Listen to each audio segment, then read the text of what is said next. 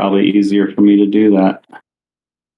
So I know not everybody has access to the Gold channel, so we will walk you through this. So let me move the shared screen over. And let's put it over here. All right, I'm going to turn off my video because you guys don't need to see me. All right.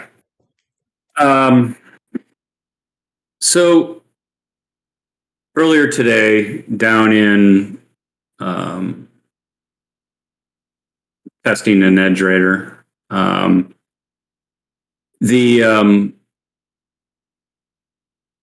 one of the things that I was looking at doing here is we've had a lot of questions come in general about the cumulative tick, specifically when and how to use the cumulative tick.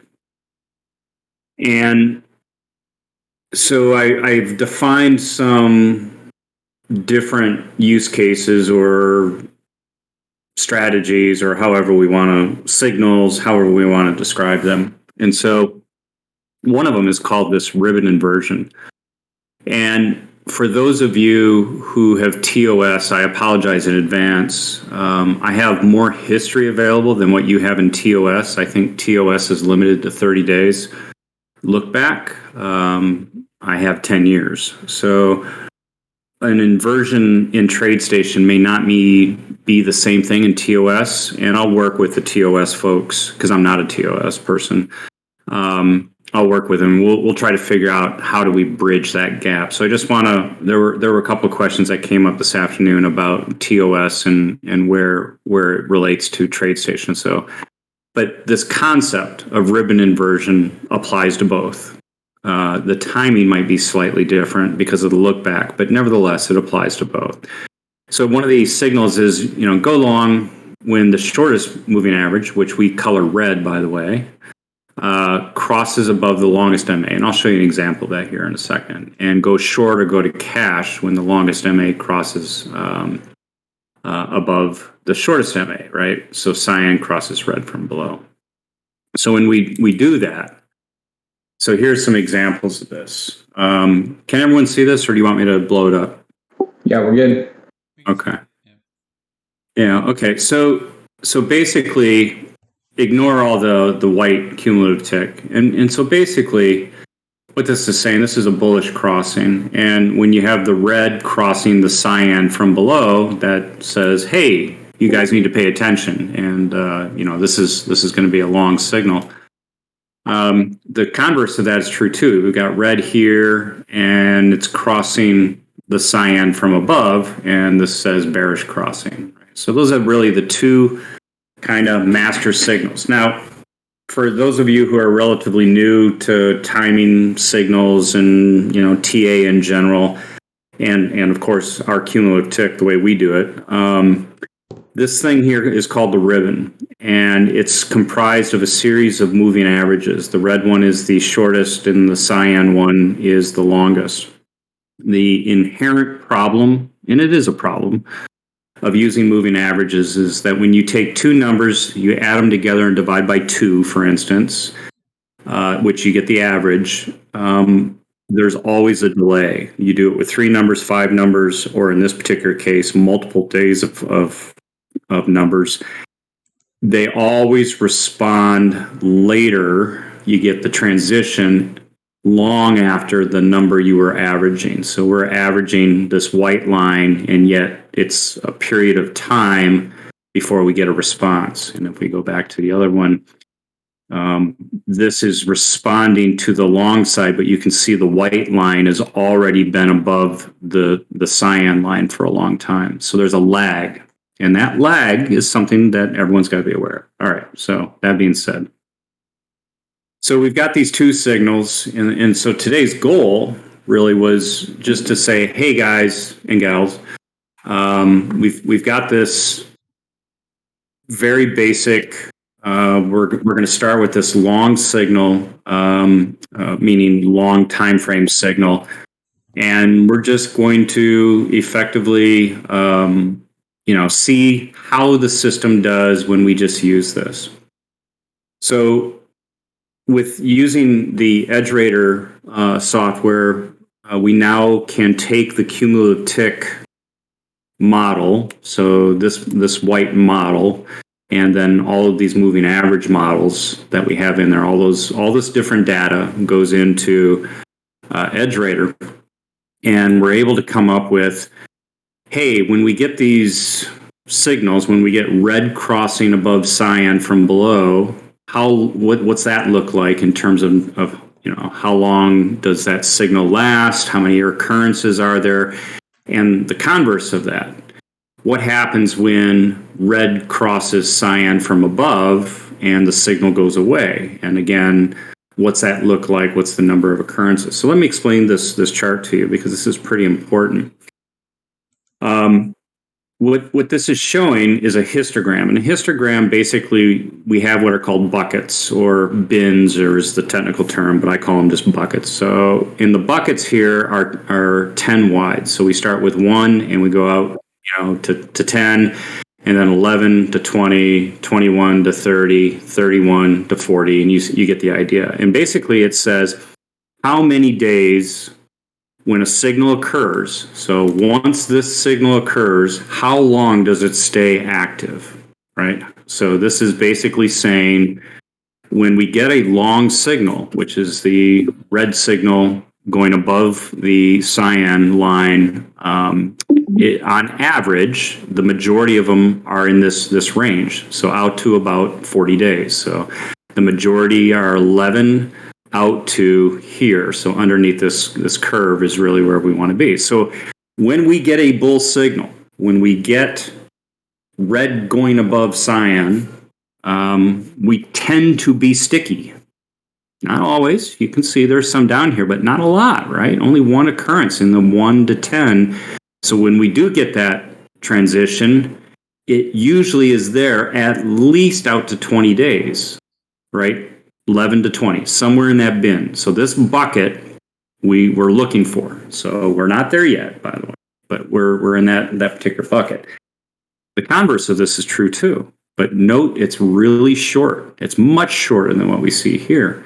And you can see the majority of those bear signals, which is when the red crosses the cyan line, or the fast moving average crosses the slow moving average from above. It only lasts about 17 days. And you can see the bins are much tighter. Instead of them being 10 wide here, they're only 4 wide here. And so what that is telling us is that when the market collapses, it collapses fast. So once we, basically, and then it'll rectify itself, the majority of the time, it'll rectify itself within 17 days. Over here, once the market goes long, it tends to stick there. And so that's really what I was trying to convey here. So knowing this is a long-term signal, right? So the takeaway for everyone here that's listening is that even with this long-term laggy signal, remember, laggy, the white line's already above the cyan here, and yet several days later, we get a confirmation. This is a valid signal, and at that time, right here, you better be long. You better be thinking of going long. If you're short when this happens, this basically is saying you're on the wrong side of the trade. Now, yeah, you can see it's laggy, and now this is coming down, and you don't see what happens next, and things can revert. But in general, this is telling you, and the data here supports, that once you get the long signal, you should go. But how do we test that? So the other part of this was that using that EdgeRater software, I can start coming up with all sorts of things that I won't bore you with right now. But one of them is, how much money are we going to make? And what's the drawdown that we're going to experience? And so the terminology that you're going to see here over and over and over with this stuff is something called final equity, FE, and FE50 is average. So that's the average amount of money we can expect to make with a given signal. And MD50 is average, 50 being the 50th percentile. MD is the maximum drawdown. And we can run, I'm not going to bore you with all the details, but we can run this thing called a Monte Carlo, where it basically takes, we simulate the trade, we have, and we grab 50 samples out of a very large set of numbers, well over 2,000 numbers. We grab 50 at a time and we start putting them in bins, and we figure out where all of these things are. And we come up with something that's called the tails, right? So that's the FE5 here and the FE95 over here. And then the same thing exists down here for drawdown. Why is this important? Well, drawdown's what causes us to fail out of a trade, right? If the drawdown's too bad, no matter what the potential gain is, we're out of there, right? Risk protection, the whole bit. So knowing what you can expect in terms of maximum drawdown is a really important thing here. At least I believe it is. And I think most of the people I've worked with over, many, many, many years, it's not the gains that cause us to abandon a strategy. It's the amount of pain we feel while we're in the strategy. And that's called maximum drawdown. So that's that. And so what are we actually doing here when we do all this? We're actually figuring out not only this, here's our bell curve, and thanks JB for posting this nice graphic over the weekend. But we're also figuring out how bad or how good could it get, and this is the 1 in 20 move out here, 95% of the time, which is 1 in 20. We're going to get something out here, and that's literally what this FE5 and FE95 are telling us, right? We can have really good gains that are just astronomical or underperform, and if it's less than 1 that you see here, we're losing money. So that's that. And then the same thing, drawdowns, you could have virtually no drawdown, which is what this is telling you. That's your MD5, or you could have 50% drawdown, which is your MD95. And so knowing this, you have an expectation, a range. And so we can take all this information, we can put it in the hopper and start cranking things through. And the takeaway is I mean, there's details here, and I think this is probably the one that everyone really wants to see. When we take the final equity, which is your gains, right, over some period in time, and we divide it by the maximum drawdown. So FE divided by MD, and I'm just doing the 50s here, so the averages of those two. You come up with two different curves. And basically this is saying if we take a signal, long signal that is, if we take the long signal such that when the red crosses the cyan from below, so we're in the ribbon is in a bullish condition, the risk to reward or the gain to drawdown is really favorable on a day-over-day basis. And it improves the longer the trade remains in play. And that's what this is. So we've got days here. And you can see, even though it starts a little rocky, it's less than 1, a little more risk up front than not. So, don't get out over your skis. But as we go through time, the position begins to build. And as long as the trade remains, you're in really good shape. Now, what happens if you try to go long when you take the opposing side of the signal? And you can see basically you don't make virtually any money out to 10 days. In fact, in general, you could end, if you did it repeatedly over time, you'd be a hurting cookie. You'd just be blowing your account over and over and over. So the takeaway for everyone here is, if you do nothing else about the cumulative tick, the status of the ribbon is probably the most important thing that we want to look at here. And what I mean by that is that when the ribbon is in a condition where the red crosses the cyan, even though it's laggy, and we'll work on that. I got other data that shows us how we can start picking some stuff up, and I'll talk about that here in a second. You want to pay attention to this, because if you're thinking of going short because you see this, don't be so fast. It's completely the wrong setup. Yeah, short term, and as I've said to others here who are probably watching, time frame matters. This is a long time signal, right? This is confirming a long time move. How long? Well, remember, it goes all the way out to 40 days. These are trading days. 40 trading days is almost 2 months of trading. Right? So you have an expectation that when this thing flips, you could be in this trade for a long time. Right? So don't get wrapped around the axle about short-term intraday things, knowing that the long-term trend is confirming this. Okay, so that's the first takeaway. The other takeaway is this. When you see red crossing cyan from above, you should be thinking about getting out, going to cash, or perhaps even going short. Because what is presented here suggests that the long-term trend drives the ship. And how we behave in here is completely dependent upon shortening our time frames and picking specific entries and exits. But the trend, when we see this, we know volatility is going up. Volatility cuts both ways, but volatility is what actually increases in that MDD discussion. I didn't go into great detail here, but here's the maximum drawdown. And that bearish, when you are looking at the bearish trades, look at how much drawdown can exist on that 95 tail. And then we can take a look at bearish average, which is the solid blue. This is still pushing 20% drawdown right here on the solid blue line. That's right here.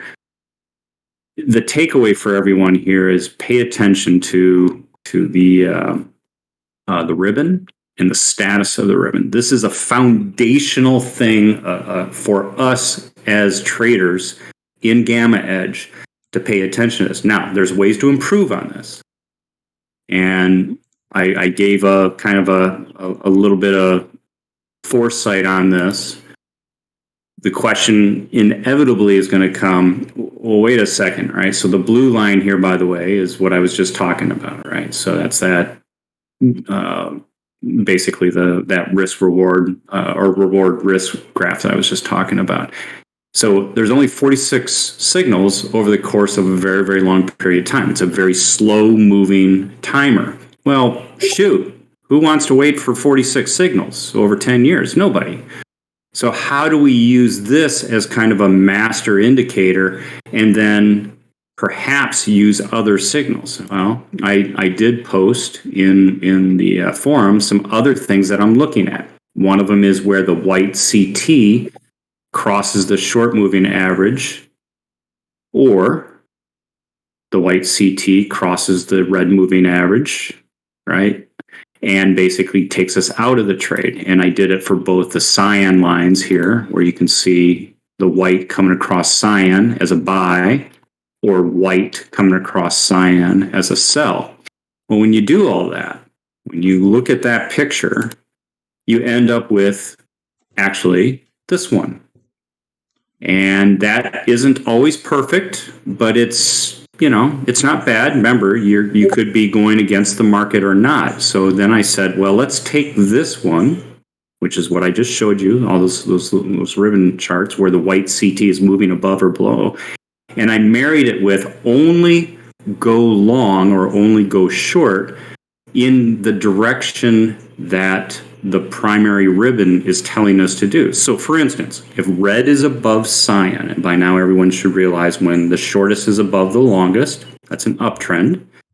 So I would only want to take, I had a pullback occur, but the uptrend is intact. I would only want to take the next, move up. You can see now that there's a line right here. It has 107 total signals. I haven't presented the stats on this or anything like that, but the takeaway is we don't have to wait for the 46 signals. We now have 107 signals over this time, and you can see you can get progressive exposure into these trades as you look at these signals. Meaning, okay, you've got a primary signal that's pointing up, in a good market, you pulled back. You can see we're in an uptrend. The red is above cyan. We pulled back in a short-term thing, and then we're coming back through. Take the signal because towards the long side, because the upside is in a uptrend. You take that, you're back in and playing the game, and you're doing well. You're doing really well, and that's where we're looking at. So the overall takeaway: ribbons matter. The position of the CT in relation to that ribbon and the direction that the CT is moving also matter. And we're able to prove that now with our integration with EdgeRadar and some of the back testing. So hopefully this 15 minutes has been answering your questions. I'll be quiet now. Okay, perfect. That was awesome. I do have a question about comparing the TradeStation to TOS. So I was going to share my screen to look at kind of the same things I was seeing on the 25th and look at your TradeStation and see if they were pretty close. Because I don't know if we've actually put them up side by side. So, because a lot of people, a lot of